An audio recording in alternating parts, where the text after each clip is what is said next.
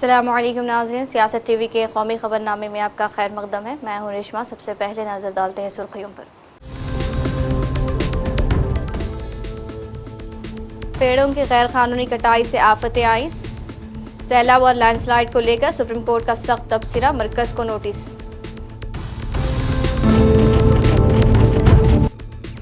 पंजाब में बदतरीन सैलाब, अब तक 37 अफराद हलाक, 3.5 लाख से जायद अफराद मुतासिर।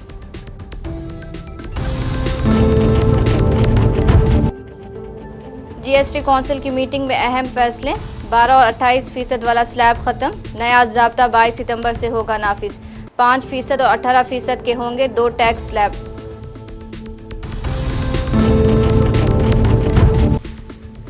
नौजवानों ने बीजेपी जेडीयू की वोट चोर हुकूमत के खिलाफ महाज खोल दिया है।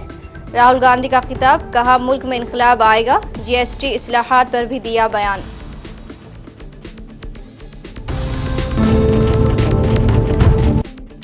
दिल्ली में सैलाब संगीन, सेक्रेटरीट तक पानी पहुंचा, राहत कैंप भी डूबे, आमद व रफ्त बुरी तरह मुतासिर।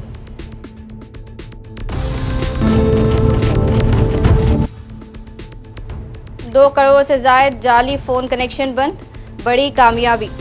फ्रॉड कॉल्स में 97% कमी, महकमे टेली मवासिलात का बयान।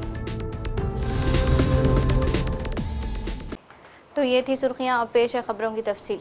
दिल्ली, हिमाचल प्रदेश, पंजाब, उत्तराखंड और उत्तर प्रदेश के साथ साथ कई रियासतों में सैलाब और लैंडस्लाइड के वाक़यात पर आज सुप्रीम कोर्ट ने नोटिस लिया। अदालत ने इस मामले में मरकज़ी हुकूमत, NDMA और दीगर को नोटिस जारी करते हुए कहा कि हिमाचल प्रदेश, उत्तराखंड और जम्मू कश्मीर जैसी रियासतों में पेड़ों की गैर कानूनी कटाई की वजह से आफतें आई हैं। अदालत ने इस अर्जी पर समाअत करते हुए यह तबसरा किया, जिसमें पेड़ों की गैर कानूनी कटाई को ऐसी आफतों के लिए एक अहम वजह बताया गया था। सुप्रीम कोर्ट ने इस मामले पर समाअत 2 हफ्ते के बाद मुकर्रर की है। वाज़ेह है कि इन दिनों पंजाब बदतरीन सैलाब का सामना कर रहा है। शदीद बारिशों और हिमाचल प्रदेश और जम्मू कश्मीर से छोड़े जाने वाले पानी की वजह से रियासत के बड़े दरिया सतलज, बियास और रावी में तेज़ी आ गई है। खबरों के मुताबिक सैलाब में अब तक 37 अफराद हलाक और 3.5 लाख से ज़्यादा अफराद मुतासिर हुए हैं। रियासत के तमाम अजला सैलाब की जद में हैं। पंजाब में सैलाब से 1 लाख एकड़ से ज़ायद खड़ी फसलें तबाह हो चुकी हैं। किसानों को मवेशियों के नुकसान का भी सामना है। कई मकानात ज़मीन बोस हो चुके हैं या पानी से बह गए हैं। कई इलाकों में खेत, तालाब और झीलों में तब्दील हो चुके हैं। मुल्क में जीएसटी कौंसिल ने टैक्स ढांचे में बड़ी तब्दीली करते हुए 4 टैक्स स्लैब्स को घटाकर सिर्फ 2 कर दिया है। अब सिर्फ 5% और 18% के 2 टैक्स स्लैब ही होंगे। हुकूमत ने खाने पीने की चीज़ों और रोज़मर्रा की ज़िंदगी में इस्तेमाल होने के साथ साथ ज़रूरी अशिया, गाड़ियाँ, टेलीविज़न, रेफ्रिजरेटर और एयर कंडीशन जैसी चीज़ों पर जीएसटी कम कर दिया है। जीएसटी कौंसिल मीटिंग में इस बड़े फैसले को मंजूरी दी गई है। वज़ीर ख़जाना निर्मला सीतारमन की क़यादत में जीएसटी कौंसिल के फैसले ने 2017 में जीएसटी नाफिज होने के बाद से बिलवास्ता टैक्सों में सबसे बड़ी तब्दीली करते हुए सारिफीन को बड़ा तोहफा दिया है। मोदी हुकूमत के इस फैसले से आम आदमी के माहाना बजट में बड़ी बचत की उम्मीद है। Reduction of GST from 5% to nil, 5 से 0 में जाने वाले आइटम्स इंडिकेट कर रहा हूं। Ultra high temperature milk, the UHT milk, chhena और paneer, all the Indian breads will see nil rate.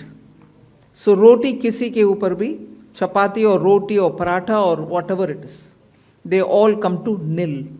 GST में इस्लाहात के ऐलान पर लोकसभा में कायद हस्ब इख्तिलाफ राहुल गांधी ने रद्द-ए-अमल जाहिर करते हुए कहा है कि मोदी हुकूमत ने बिलाखिर वही रास्ता इख्तियार किया है जिसकी वकालत इन्होंने 8 साल कबल ही की थी, लेकिन तब उनकी बातों को तंज और मजाक में उड़ा दिया गया था। अब हालात कुछ यूँ है कि हुकूमत को मजबूरी में वही कदम उठाना पड़ रहा है जिसे राहुल गांधी ने वक्त रहते हल तौर पर पेश किया था।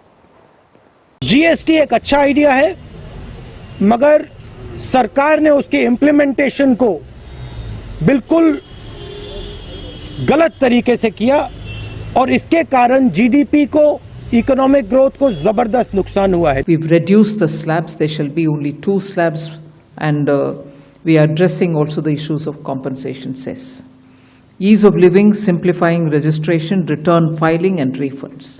राहुल गांधी ने रैली से खिताब करते हुए मोदी हुकूमत को शदीद तनकीद का निशाना बनाया। इन्होंने अपने अल्फाज को दोहराया और कहा कि वोट चोर हुकूमत है। राहुल ने 2014 और 2019 के भी एदाद व शुमार पेश किए। राहुल गांधी ने मुल्क में अब बड़ी तब्दीली का ऐलान किया। इन्होंने कहा कि अब वोट चोरी नहीं चल पाएगी।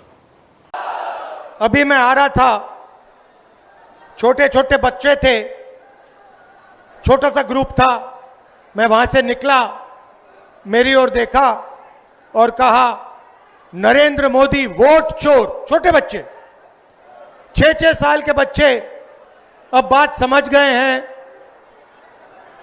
कि हिंदुस्तान में वोट चोरी की जा रही है। अब देखिए,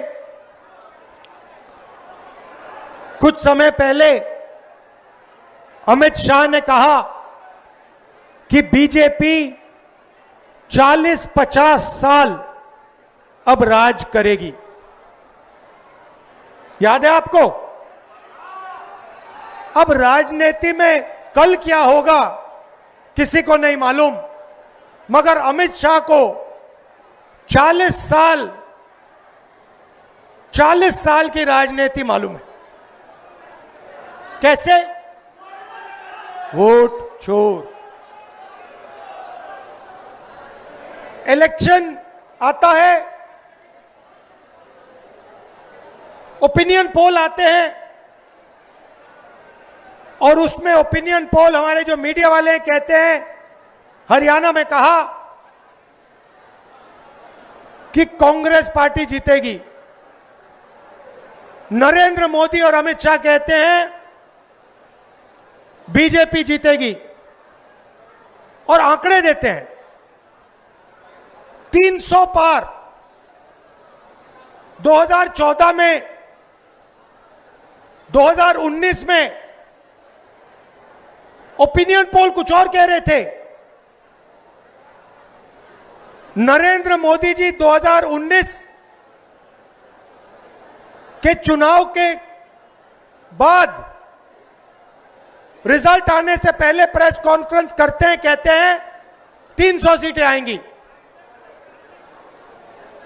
हिंदुस्तान के सारे पोलस्टर कुछ और कह रहे हैं, ओपिनियन पोल कुछ और कह रहे हैं। नरेंद्र मोदी कहता है 300 सीट आएंगी। कितनी आई? 300 आई। क्यों? वोट चोर। भाइयों और बहनों, सच्चाई है कि ये पहले गुजरात में शुरू हुआ। ये 2014 से पहले गुजरात में शुरू हुआ, और 2014 में नेशनल लेवल पे ये लोग इसको लाए। गुजरात मॉडल आर्थिक मॉडल नहीं है, गुजरात मॉडल वोट चोरी करने का मॉडल है। वज़ीर आज़म नरेंद्र मोदी ने हिंदुस्तान और सिंगापुर के दरमियान शराकतदारी को बाहमी मुफादात, अमन, तरक्की और खुशहाली के मुश्तरका विजन से मुतासिर करार देते हुए उसे मुख्तलिफ शोबों में मज़ीद गहरा करने के लिए एक जामे रोड मैप तैयार किया है। दोनों ममालिक ने बाहमी ताउन को रिवायती शोबों से हटकर कई दीगर शोबों तक बढ़ाने का फैसला किया है। हिंदुस्तान के दौरे पर आए सिंगापुर के वज़ीर आज़म लॉरेंस वोंग के साथ बातचीत के बाद एक मुश्तरका बयान में मिस्टर मोदी ने कहा कि वज़ीर आज़म वोंग का दौरा और भी खास है, क्योंकि इस साल हम अपने ताल्लुकात के 60वीं सालगिरह मना रहे हैं। क्योंकि इस वर्ष हम अपने संबंधों की 60वीं वर्षगांठ मना रहे हैं। फ्रेंड्स, पिछले साल मेरी सिंगापुर यात्रा के दौरान हमने अपने संबंधों को कॉम्प्रिहेंसिव स्ट्रेटेजिक पार्टनरशिप का दर्जा दिया था। इस एक वर्ष में हमारे संवाद और सहयोग में गति और गहराई आई है। आज साउथ ईस्ट एशिया क्षेत्र में सिंगापुर हमारा सबसे बड़ा ट्रेड पार्टनर है। सिंगापुर से भारत में बड़े स्तर पर निवेश हुआ है। हमारे रक्षा संबंध निरंतर मजबूत हो रहे हैं। पीपल टू पीपल संबंध गहरे और जीवंत है। आज हमने अपनी पार्टनरशिप के भविष्य के लिए एक डिटेल्ड रोड मैप तैयार किया है। हमारा सहयोग केवल पारंपरिक क्षेत्रों तक सीमित नहीं रहेगा। बदलते समय के अनुरूप advance manufacturing, green shipping, skilling, civil nuclear और अर्बन वाटर मैनेजमेंट जैसे क्षेत्र भी हमारे सहयोग के केंद्र बिंदु बनेंगे। हमने निर्णय लिया है कि आपसी व्यापार को गति देने के लिए द्विपक्षीय कॉम्प्रिहेंसिव इकोनॉमिक कोऑपरेशन एग्रीमेंट और आसियान के हमारे फ्री ट्रेड एग्रीमेंट का समयबद्ध तरीके से रिव्यू किया जाएगा। भारत और सिंगापुर के रिश्तों में हमारे राज्य भी अहम हिस्सेदार होंगे। जनवरी में जब राष्ट्रपति थर्मन भारत यात्रा पर आए थे तो वे ओडिशा भी गए थे। पिछले एक साल में ओडिशा, तेलंगाना, आसाम और आंध्र प्रदेश के मुख्यमंत्री सिंगापुर जा चुके हैं। गुजरात का गिफ्ट सिटी हमारे स्टॉक मार्केट को जोड़ने का एक और नया सेतु बना है। इससे कबल मोदी ने सिंगापुर के हम मनसब से हैदराबाद हाउस में गर्मजोशी से मुलाकात की। मोदी ने सिंगापुर के वजीर आजम का हिंदुस्तान आने पर खैर मकदम किया। दोनों रहनुमाओं ने कुछ देर तक आलमी हालात पर बातचीत की। आलमी ताज़ा हालात में सुधार लाने के मकासद पर तबादिले ख्याल किया गया। वजीर आजम नरेंद्र मोदी और सिंगापुर के वजीर आजम लॉरेंस वोंग के दरमियान बातचीत के बाद मुफाहिमत नामे पर दस्तखत किए गए। कौमी राजधानी दिल्ली सैलाब के संगीन बहरान से दो चार है। खास तौर पर संगम विहार, कालकाजी समेत शहर के कई हिस्सों में बारिश से हालात मजीद खराब हो गए हैं। जमुना नदी खतरे के निशान से ऊपर बह रही है और इसका असर अब सीधे तौर पर इंतजामी और आम जिंदगी पर दिखाई देने लगा है। हालात ऐसे है कि दिल्ली सेक्रेटरीट तक सैलाब का पानी पहुंच गया है। सेक्रेटरीट, राहत कैंप और सड़कों तक पानी पहुंचने से ये साफ है कि दिल्ली इस वक्त सैलाब की शदीद मार झेल रही है। इलाहाबाद हाई कोर्ट की लखनऊ बेंच ने रियासती हुकूमत के जरिए जारी अम्बेडकर नगर, खनूज, जालौन और सहारनपुर वाक़े सरकारी मेडिकल कॉलेजों में रिजर्वेशन से मुताल्लिक़ अहकामात को मनसूख करने वाले सिंगल बेंच के फैसले के खिलाफ दाखिल खुसूसी अपील पर आज अपना फैसला सादिर कर दिया। दरअसल स्पेशल ग्रांट कॉम्पोनेंट के तहत उत्तर प्रदेश के 4 मेडिकल कॉलेजों में दाखिले पर 79% से ज़्यादा रिजर्वेशन दिया जा रहा था। इलाहाबाद हाई कोर्ट की लखनऊ बेंच में दाखिल की गई अर्जी पर जब समाअत हुई तो जस्टिस पंकज भाटिया की सिंगल बेंच ने इससे रद्द करने का हुक्म सादर कर दिया। साबिक हिंदुस्तानी क्रिकेटर शिखर धवन मुश्किलों में फंस गए हैं। एक गैर कानूनी सट्टेबाजी ऐप से जुड़ी मनी लॉन्ड्रिंग जांच के सिलसिले में पूछगछ के लिए ईडी ने उन्हें तलब किया है। ईडी इस मामले में पहले भी कुछ क्रिकेटरों से पूछगछ कर चुके हैं, जिनमें साबिक बाएं हाथ के बल्लेबाज सुरेश रायना का नाम भी शामिल है। ईडी ने 8 घंटे तक रायना से पूछगछ करके उनका बयान दर्ज किया था।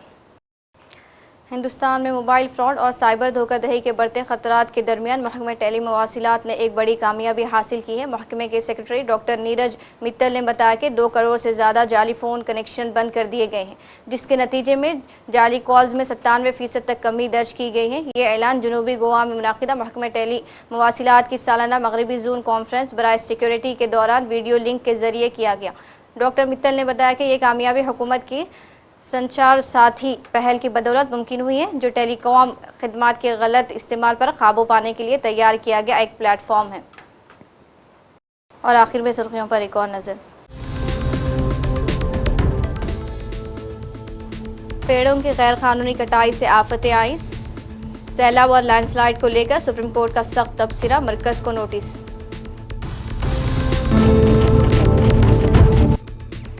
पंजाब में बदतरीन सैलाब, अब तक 37 अफराद हलाक, 3.5 लाख से ज़ायद अफराद मुतासिर।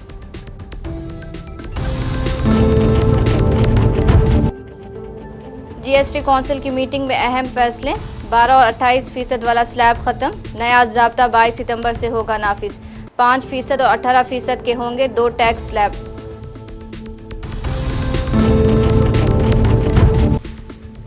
नौजवानों ने बीजेपी जेडीयू की वोट चोर हुकूमत के खिलाफ महाज खोल दिया है।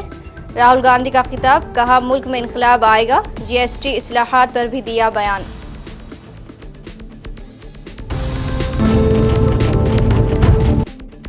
दिल्ली में सैलाब संगीन, सेक्रेटरीट तक पानी पहुंचा।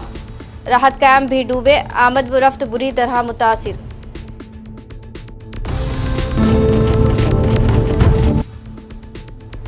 दो करोड़ से ज़ायद जाली फ़ोन कनेक्शन बंद, बड़ी कामयाबी। फ्रॉड कॉल्स में 97% कमी, महकमे टेली मवासिलात का बयान।